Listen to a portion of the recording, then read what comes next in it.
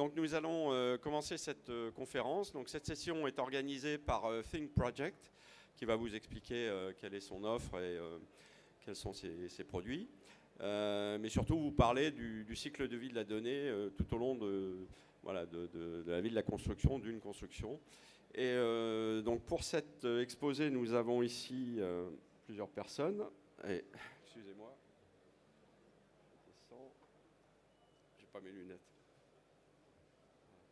Voilà, tout d'abord donc Gaylor Colungia qui va être donc le premier intervenant et qui est directeur de la stratégie des marchés pour la société Think Project. Nous avons Céline Brigogne, directrice de la transformation digitale opérationnelle, Lucas Bertrand, responsable de la cellule BIM pour SPI Batignolles, puisque, excusez-moi pour Céline, mais c'est effectivement SPI Batignolles qui est représenté, sachant que nous sommes ici non seulement avec l'entreprise qui fournit la solution, mais également avec ses clients. Donc Jérôme Andreu pour Batirim, Christopher Mancini pour Next City et pour finir Pierre Stepanov pour BNP Paribas. Voilà, donc Gaylor, je vous laisse la parole, le temps de lancer le PowerPoint et vous pouvez peut-être déjà vous présenter. Merci beaucoup. Effectivement, dans un premier temps, je souhaiterais remercier le BIM World tout d'abord pour nous avoir permis d'intervenir aujourd'hui avec toujours des sujets des plus intéressants et toujours innovants. Mais remercier surtout nos partenaires et nos clients pour nous accompagner lors de cette conférence et parler de leur métier, leur stratégie autour de la data, parce qu'aujourd'hui on parle de BIM sur le BIM World. Et on est vraiment centré sur comment utiliser la data, qu'elle soit opérationnelle ou un peu plus transverse. C'est vraiment ça notre leitmotiv aujourd'hui, parler pas forcément que de la maquette numérique, mais vraiment la data, comment on l'utilise au mieux. En quelques mots, je souhaiterais vous présenter si la Zapette fonctionne. Non, pour l'instant, elle n'a pas l'air de fonctionner. Pardon ? J'ai visé. Ah ouais, je suis un peu loin, je vais mettre de l'autre côté. Donc, l'agenda tel qu'il va se dérouler. En première partie, nous allons accueillir Batirim, BNP Paribas et Next City sur un cas d'usage concret autour d'un projet et je laisserai la surprise et la découverte de ce qu'on va vous présenter. Et puis en deuxième partie, comment SPI Batignolles, en tant que groupe, utilise la donnée et se transforme de manière digitale numérique pour améliorer ses process et toujours avancer dans la qualité opérationnelle. Hop. Think Project, leader européen. On accompagne aujourd'hui plus de 3000 clients. On a une vingtaine d'années d'expérience, un peu plus même. Et nous sommes implantés, nous travaillons à peu près dans 60 pays. Nous avons 14 bureaux physiques dans le monde. Et notre offre, notre portefeuille d'offres et de services est tourné vers un environnement commun de données.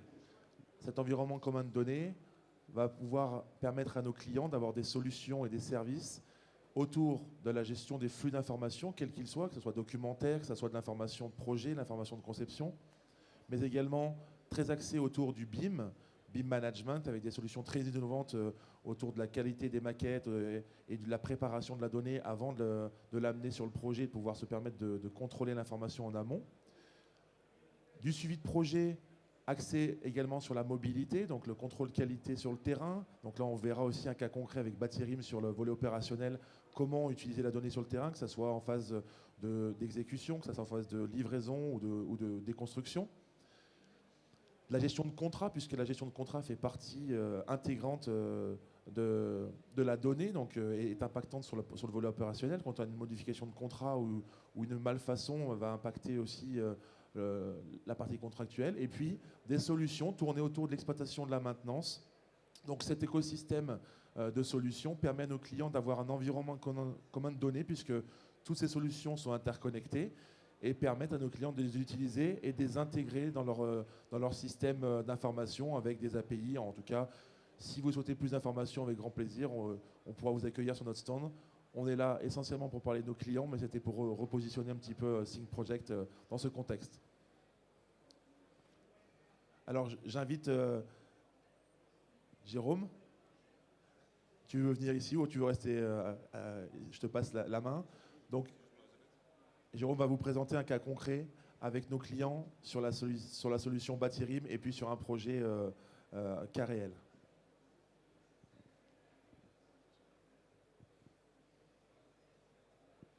Bonjour à tous. Donc, je suis Jérôme Andreux, le directeur de Batirim.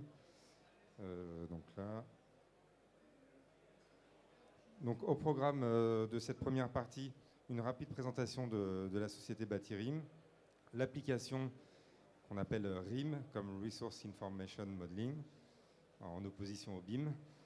Une application ensuite concrète autour d'un projet piloté par BNP Real Estate ainsi que Nexity et nos équipes, et les résultats qu'ils ont pu en tirer. Donc Batirim, en quelques mots, c'est l'association de deux acteurs de référence, le groupe Suez pour sa maîtrise parfaite des différentes filières et le groupe Think Project pour sa maîtrise parfaite du logiciel dans le monde de l'AEC, architecture, ingénierie, construction.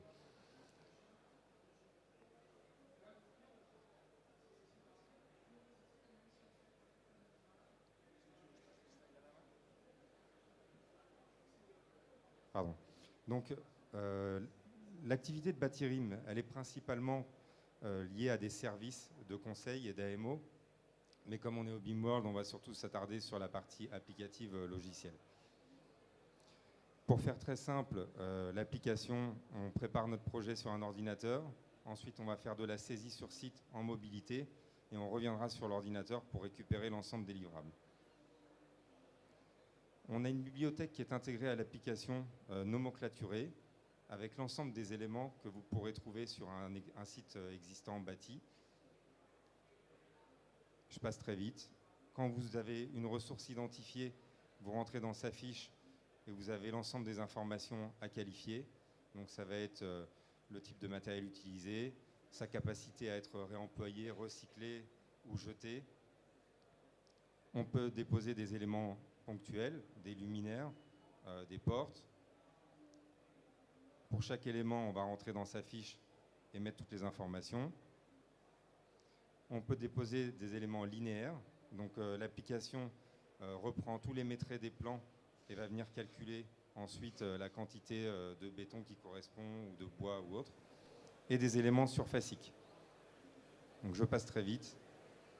Le principe, c'est que l'application permet de gagner un temps énorme pour le diagnostiqueur PEMD. Il y a un certain nombre d'avantages, notamment le copier-coller de zones. Si vous avez un immeuble de 4 étages avec à chaque étage le même type de salle de bain, vous allez la créer une fois, inventorier l'ensemble des éléments, et en faisant un simple copier-coller, vous allez reprendre toute la configuration des salles de bain sur chaque étage. À quoi sert cette application? À apporter une preuve sur la circularité. On a l'ensemble des matériaux, équipements qui sont clairement identifiés et qui vont être tracés jusqu'au recollement en fin de chantier.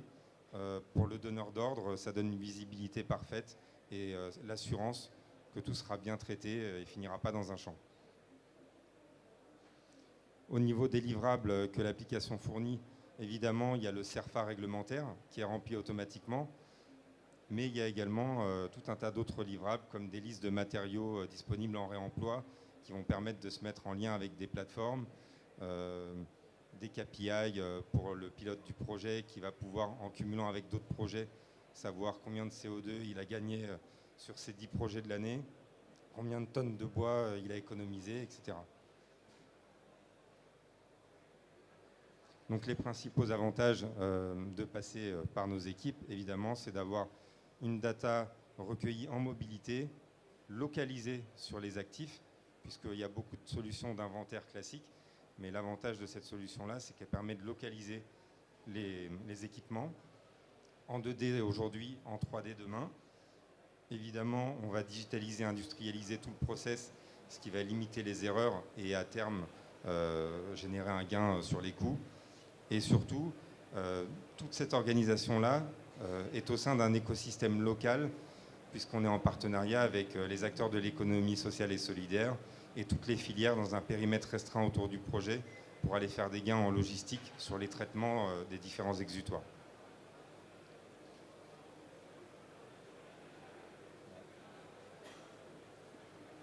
Donc maintenant, je vais passer la parole à Nexity et BNP Real Estate pour parler d'un cas concret en l'espèce du cas Colisée 3 et 4.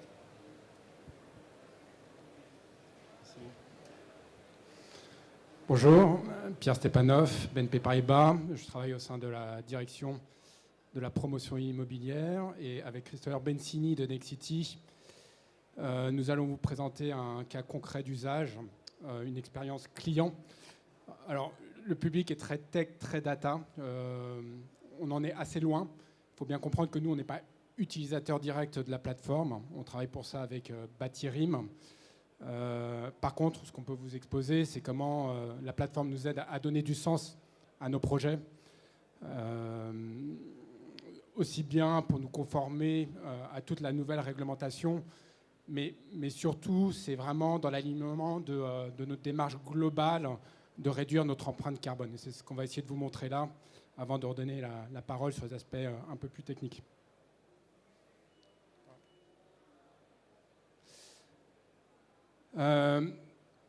Pour présenter le projet très rapidement, ce sont 2 immeubles qu'on a rachetés en 2021 à Saint-Ouen, en bordure du périphérique, qui représentent à peu près 24 000 m² de surface et sur lesquels on va opérer une grosse opération de restructuration et surélévation pour augmenter la surface d'environ 50%. Les 2 groupes, alors, il faut savoir qu'aujourd'hui la promotion vit un passage un peu avide et extrêmement difficile de faire de l'argent sur nos opérations, celle-là y compris.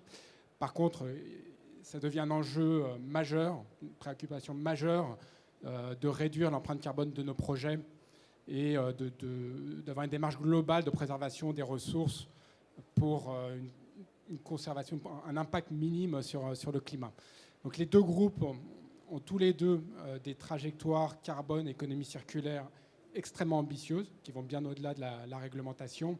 Et les 2 groupes ont pour vocation de faire de ce projet-là un premier projet exemplaire et qui doit être un précurseur de la manière dont on doit faire de la promotion demain. Quelques photos juste pour illustrer l'existant. Ce n'est pas très intéressant, mais ce qu'on a voulu montrer, c'est qu'on a privilégié dans le départ des locataires en place un maintien de toutes les installations, encore une fois, pour un souci de démarche globale. Et en général, c'est en échange d'une indemnité qu'on reçoit, mais qui nous permet derrière de financer dans un cercle vertueux la réutilisation et le réemploi des équipements. Et sur les trajectoires, plus particulièrement, ce projet-là, comme je l'ai dit, on va en faire un projet exemplaire. Pourquoi ? Parce que chronologiquement, les lois AGEC et climat résilience, qui sont extrêmement on va dire novatrices en termes de réemploi, ont été promulguées récemment en 2020 et 2021. En même temps, on a la RE 2020, plus sur les aspects construction, qui est rentrée en application en 2022, en juillet 2022 pour les projets tertiaires. Mais sur ce dernier point de la construction, j'ai tendance à dire qu'on était déjà très en avance. On regardait déjà les futurs seuils de la RE 2020. Et pourquoi ? Parce que tous les labels et certifications nous challengeaient et nous cadraient déjà beaucoup sur les aspects de construction. Et aujourd'hui, on constate qu'il y a très peu, elles existent, mais il y en a très peu de labels et certifications qui nous challengeaient sur la réutilisation et le réemploi de la conservation d'abord, mais ensuite la réutilisation et le réemploi des équipements et des matériaux. C'est pour cette raison qu'on s'est associé à Batirim, pour 2 raisons. Leur expertise technique et numérique qui est exposée là en premier plan, mais également pour leur expertise humaine. C'est une filiale aussi de Suez. Et ils ont une expérience opérationnelle très importante dans le conseil pour la valorisation, le réemploi, les filières de déchets, etc. Dans l'échelle de conservation, dans l'échelle, on va dire, du recyclage en général, on a toujours cherché à privilégier ce que vous voyez dans le diagramme à droite, la conservation. Et notre premier choix carbone sur ce projet a été de conserver toute la structure existante et de conserver au maximum. Et ça représente déjà 90% des équipements et des matériaux existants. Et ensuite, a toujours privilégié le réemploi, puis la réutilisation.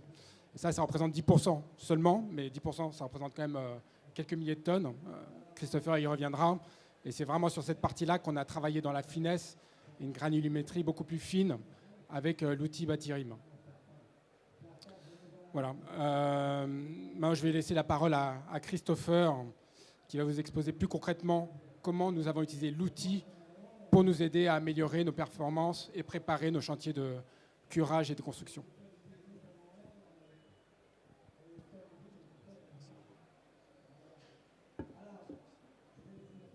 Bonjour, Christopher Bencini, donc à la direction programme chez Nexity Immobilier d'entreprise. Et donc Pierre l'a exposé, on a acquis un immeuble en 2021, immeuble de bureau, qu'on projette donc de réhabiliter. Et donc pour ce faire, on a très rapidement choisi de partir avec Batirim pour nous accompagner dans cette opération de déconstruction. Et donc l'outil Batirim, ce qui est intéressant, comme l'expliquait tout à l'heure aussi Jérôme, c'est qu'on peut assez facilement identifier les matériaux qui sont définis dans l'outil via des caractéristiques techniques, des quantités et une cartographie, comme vous pouvez le voir, assez visuelle. On peut aussi assez facilement retrouver des matériaux de même famille pour pouvoir donc, comme l'expliquait aussi Pierre, pouvoir tout d'abord conserver, réemployer et si ce n'est pas possible, recycler.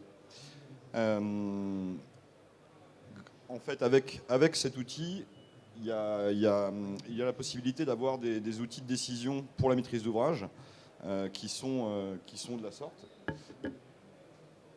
Donc là, c'est un tableau qui est extrait donc, de l'outil, qui permet donc de voir assez rapidement les photos des éléments qui ont été recensés dans le PEMD, avec leur définition, les quantités, ainsi que donc disons la décision que souhaite la maîtrise d'ouvrage de réutiliser in situ ou ex situ ou ne pas réutiliser, réemployer les éléments qu'on a sur l'immeuble. Ça permet aussi, donc là, comme on peut le voir, il y a quand même un nombre conséquent d'éléments, et donc on en parle juste après, mais le référencement global prend un temps assez conséquent, mais globalement, la décision après de pouvoir déployer le réemploi sur ces produits est quand même plus facile. Donc là, en l'occurrence, nous, ce qu'on a fait, on a choisi de réemployer donc, principalement les équipements techniques type CVC, électrique et sanitaire, avec aussi donc, les faux planchers, les portes, les moquettes, les graviers en toiture terrasse. Donc il y a un nombre assez conséquent de réemploi. Et de cette manière, on peut assez facilement aussi consulter les acteurs du réemploi qui sont consultés de manière précise sur certains éléments. Là où d'habitude, quand on a très peu de temps pour le faire, on consulte directement une entreprise de curage qui s'occupe elle-même de trouver les acteurs du réemploi dans un délai plus court. Donc là, ça nous permet quand même de pouvoir maîtriser beaucoup mieux disons, le réemploi des éléments qu'on souhaite faire. Une chose à noter aussi, c'est que grâce à la cartographie, on a réussi à consulter une foncière qui crée un projet associatif dans le 19e, donc pas très loin de chez nous, pour pouvoir donc réemployer les cloisons mobiles qui ont été laissées par les anciens locataires de notre immeuble, et donc pour pouvoir réemployer les plaques de plâtre et la laine de verre, chose qui, lorsque c'est un outil plus généraliste, c'est un peu plus compliqué à mettre en œuvre. Là, on a une définition beaucoup plus précise et une identification des zones sur lesquelles doit intervenir l'entreprise de dépose. Donc, quelques chiffres. Aujourd'hui, Batirim a mené donc, son action pour faire le diagnostic PEMD. Donc, comme l'exprimait Pierre, c'est 35 000 tonnes global, le poids de l'immeuble. Ce qui n'est pas pris en compte dans l'ARE 2020 aujourd'hui, c'est le fait qu'effectivement 90% de ce poids est de la structure. Et notre choix a été de réhabiliter l'immeuble et non de le démolir pour pouvoir en construire un neuf, ce qui crée quelques contraintes, mais qui nous semble être plus vertueux. Aujourd'hui, donc, les PEMD qui sont générés par les travaux et qui ne sont pas de la structure constituent 3800 tonnes. Et sur ces 3800 tonnes, on souhaite en réemployer 70%. Donc les éléments que je vous ai cités tout à l'heure. Et donc quand ce n'est pas réemployable, on recycle via les 7 flux et le traitement des déchets électriques et électroniques. Et donc ce qui Batirim a quand même disons l'intérêt de pouvoir aussi suivre ces produits qui ne sont pas réemployés jusqu'à leur traitement final. Voilà, donc là, le but est d'avoir un objectif qui soit ambitieux. Disons qu'on est un peu précurseur sur cet immeuble-là de ce que l'on peut faire dans nos entreprises, le réemploi étant encore un peu à ses débuts. Voilà. Je laisse la place à Spibatignol.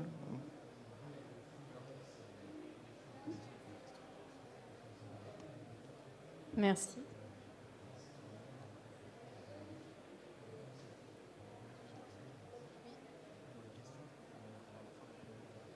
Alors, on me dit de vous dire que pour les questions, ce sera à la fin.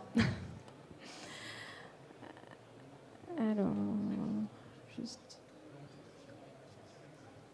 Non.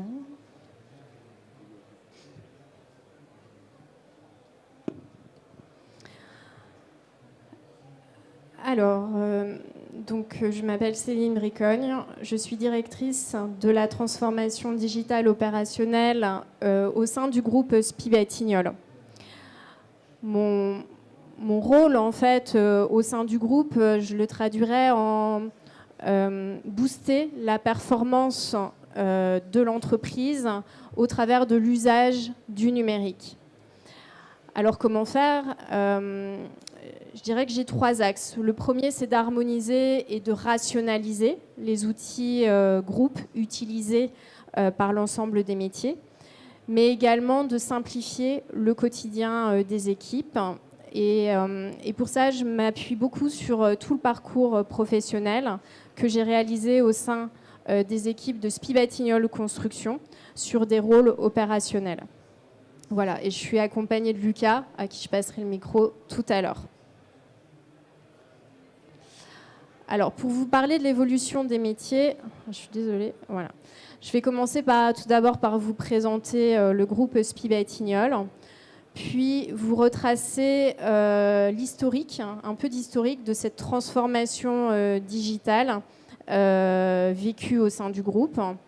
Lucas vous éclairera sur où on en est du BIM aujourd'hui au sein du groupe, et enfin on interviendra tous les deux autour de la data et vous présenter notre vision de l'usage du numérique demain.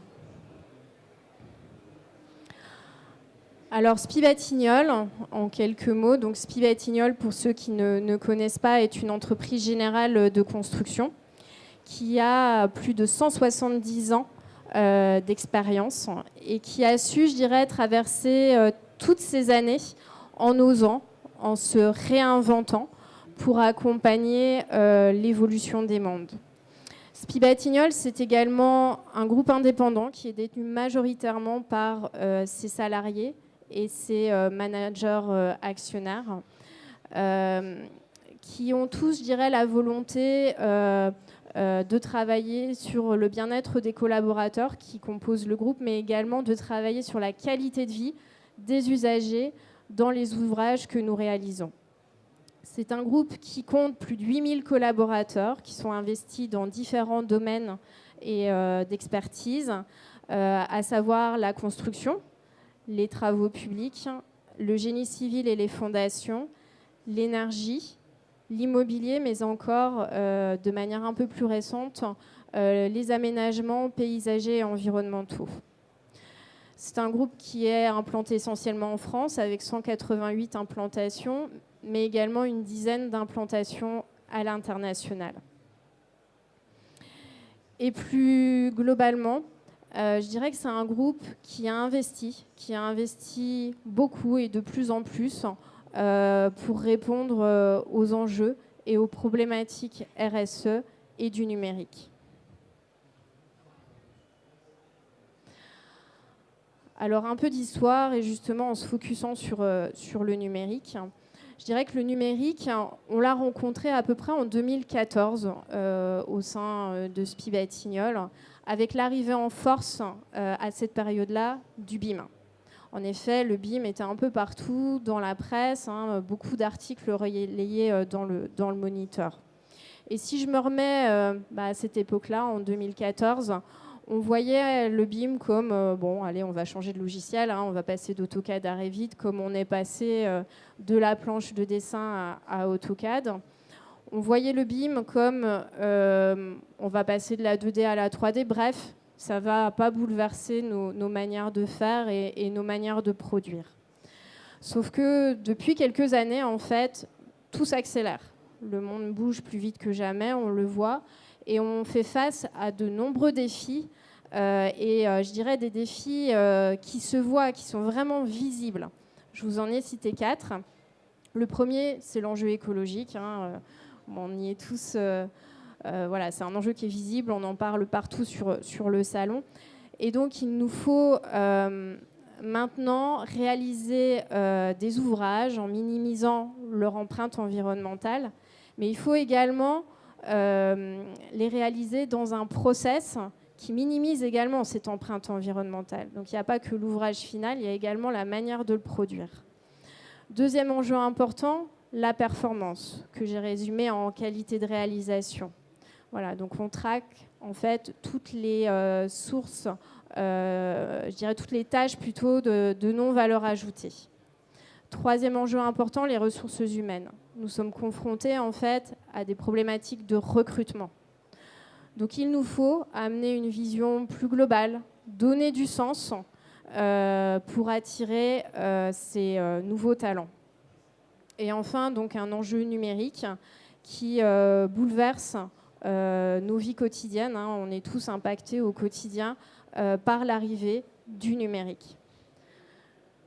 Hop, non, je passe trop vite, excusez-moi. Donc le numérique. Et en fait, ce numérique, je dirais que le BIM a été la porte d'entrée du numérique dans les métiers de la construction au sein de SPI Batignolles. Le BIM, en fait, nous a permis de commencer l'évolution des métiers au travers du développement de cas d'usage que présentera tout à l'heure Lucas autour de cette maquette numérique. Mais plus largement, je dirais que le BIM nous a montré quel était l'apport que pouvait avoir le numérique dans nos métiers. Améliorer l'optimisation des projets, améliorer la traçabilité, le suivi, faciliter la communication aussi entre tous les acteurs qui gravitent autour du projet et avoir une vision plus globale au travers de la data, mais j'y reviendrai après. Sauf que pour atteindre en fait tous ces bénéfices, il nous faut harmoniser nos process. Il nous faut aussi rationaliser, c'est ce que j'évoquais au début, les outils, parce que le numérique amène un cadre. Et donc, si on veut pouvoir déployer facilement, il faut harmoniser ces process. Et c'est pour cela qu'au sein de SPI Batignolles, en 2020, on a mis en place une gouvernance du numérique et de la data autour de, je dirais, 4 grands processus structurants et régaliens de l'entreprise. Donc, le processus de gestion des ressources humaines au travers du SIRH, qui est en refonte chez nous. Le processus de gestion administrative et financière autour de l'ERP, qui est également en refonte chez nous, avec celui de la gestion des achats. Et enfin, le processus que je représente, la gestion du cycle de vie des affaires autour de solutions métiers, qui répondent à des grandes fonctionnalités, mais également des outils de collaboration. Et cette gouvernance mise en place au sein du groupe nous permet en fait de dessiner le chantier de demain autour de 6 grands axes. Le premier, la performance. C'est-à-dire qu'en mettant la maquette au cœur de la conception de nos projets, ça nous permet donc d'optimiser, de répondre à nos objectifs en termes de RSE, et ça nous permet également de répondre aux attentes clients. Deuxième axe, la continuité. En mettant en place des outils comme Carnial qui nous permettent en fait de faciliter la communication et d'être sûr d'amener sur le terrain la bonne information au bon moment. Troisième axe, le développement de nos expertises. Le numérique, en fait, change le mode de formation des collaborateurs au travers de réalité augmentée ou réalité virtuelle. Donc ça, c'est le premier axe, changement de la manière de former les collaborateurs. Et je dirais le deuxième axe, c'est également de travailler sur l'acculturation du collaborateur pour l'acculturer à l'usage des outils numériques. Quatrième axe, l'industrialisation. La continuité, c'est la pousser en fait jusqu'à la production. Donc, c'est-à-dire créer un lien entre cette maquette numérique de conception et notre robot de fabrication additive. C'est-à-dire que maintenant, nous sommes en mesure de pouvoir imprimer en béton en 3D des ensembles conçus dans notre maquette numérique. Autre axe, le chantier connecté. Donc là, l'objectif, c'est de développer des outils qui nous permettent de rendre autonome le collaborateur sur le terrain, de lui permettre de pouvoir réaliser des actions de suivi, de traçabilité beaucoup plus simples, comme par exemple au travers du scan 3D, ou encore des opérations de contrôle. Donc c'est vraiment simplifier les tâches du quotidien. Et enfin, la data. Toute cette data que nous récoltons au fur et à mesure du développement du projet, l'objectif, c'est de la faire parler, de la transformer en source d'information pour permettre un gain de performance sur le chantier, mais au travers aussi de l'ensemble des chantiers en cours. Alors là, vous êtes en train de vous dire, finalement, ils y sont presque, c'est simple, il y a les outils, il y a l'organisation. C'est pas si simple que ça. On y travaille quand même depuis 2014 et certes, il y a les outils qui sont prêts, mais il y a quelque chose en fait qui bloque. Le déploiement se fait encore difficilement. Eh bien, ce facteur, c'est le facteur humain. Pourquoi ? Parce qu'on a des organisations au sein de nos entreprises qui sont très silotées, organisées par métier. Et en fait, pour essayer donc d'accompagner ce changement, depuis 2014, au sein de SPI Batignolles, nous mettons en place des communautés d'ambassadeurs, des communautés d'experts pour travailler sur la transversalité, pour augmenter nos organisations et ainsi pouvoir accompagner le collaborateur vraiment au plus près de son poste de travail. Voilà. Et une des communautés, c'est le PEB. Il s'agit donc du pôle d'expertise BIM qu'anime Lucas et à qui maintenant je vais passer la parole.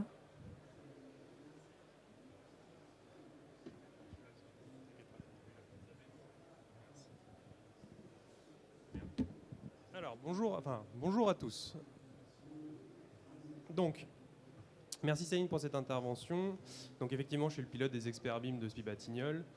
Nous, on a une volonté aujourd'hui de pousser le BIM au plus possible sur le chantier, mais pas que sur nos chantiers. En fait, dans l'intégralité de toute la chaîne de valeur en fait, qu'on a sur nos chantiers. Parce que ça, comme disait très bien tout à l'heure Céline, chez nous, on a aussi bien de la maîtrise d'ouvrage que de l'exploitation maintenance, que de l'énergie, que de la structure, du génie civil. On a vraiment tous les intervenants d'une chaîne de valeur sur un projet.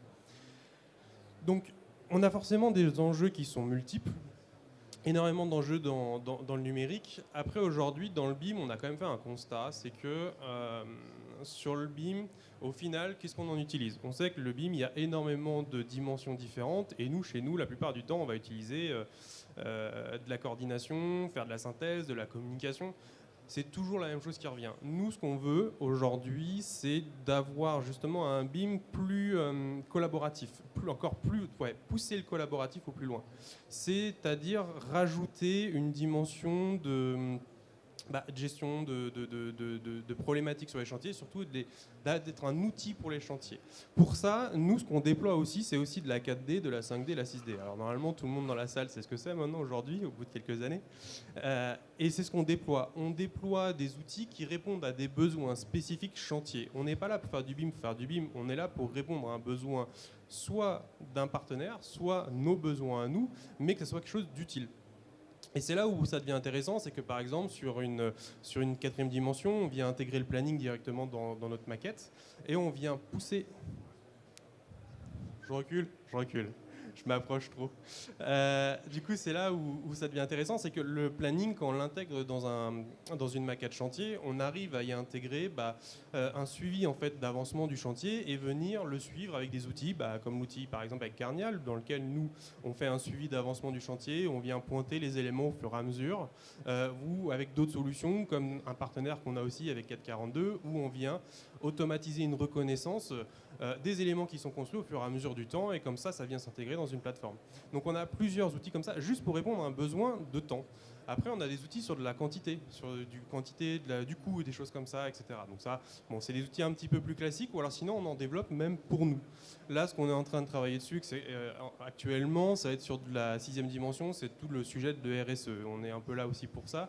On est exactement tous concernés par ce sujet-là, et on est en train de réfléchir à des process qui répondent à des besoins métiers spécifiques de l'ensemble de notre chaîne de valeur.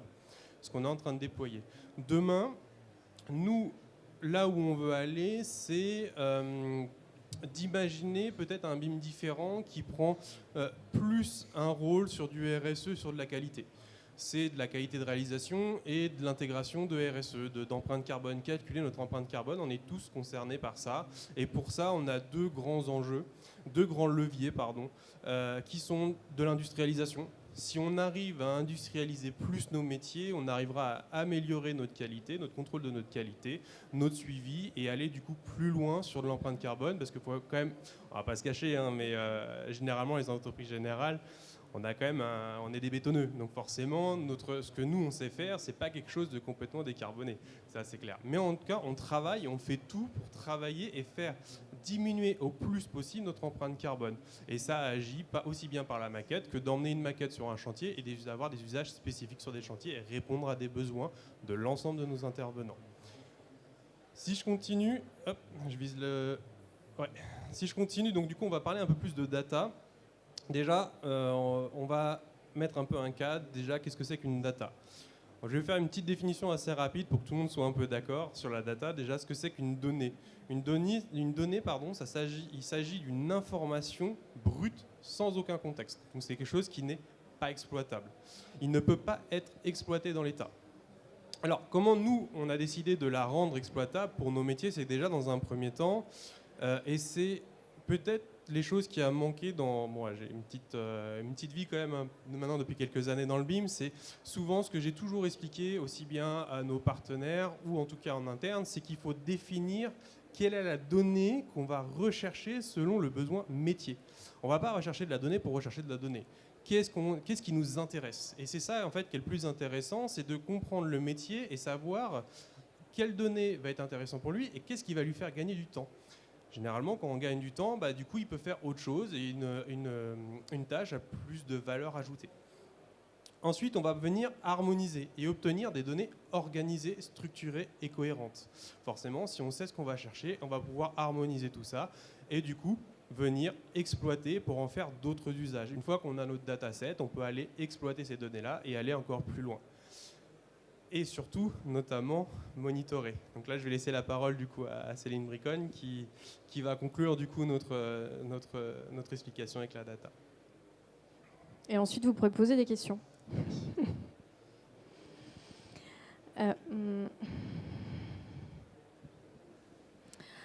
Donc en fait, la numérisation de notre outil de production, et je dirais plus largement, si on parle d'industrie du futur, le fait de réaliser avec d'autres modes de production qu'actuellement va être source de croissance au sein de SPI Batignolles, notamment par l'usage de la data.